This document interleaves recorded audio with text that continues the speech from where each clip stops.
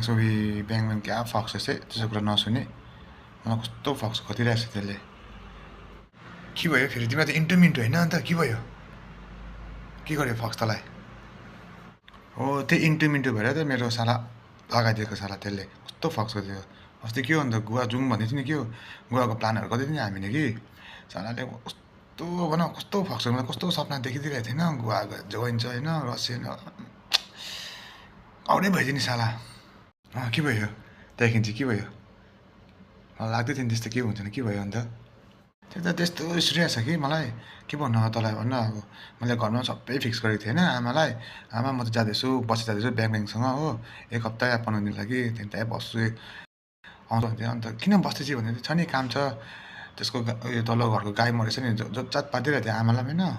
छैन त्यहाँदेखि त्यसलाई टक्कै मैले फोन गरेँ कि ओइ कहिले जाने भनेको हो के को जाने सिलगढी जान्छ भने हिँड्यो अरे अरे गोवादेखि सिलगढी चक्कै पऱ्यो नि फेरि के भन्यो तैँले ओइ ब्याङ ब्याङ भनेको त तँ नरिस होइन साथी यस्तो भयो कि बाउले अस्ति 6 लाख परेको थियो होइन अब मैले चाहिँ विश्वास गरेर बाउले के निकै दिन्छ भनेर सोचिरहेको थिएँ 1-2 लाख छैन बुढोले 600 रुपियाँ दियो सिलगढी घुमेर आइज अरे होइन दामी भएछ त अन्त है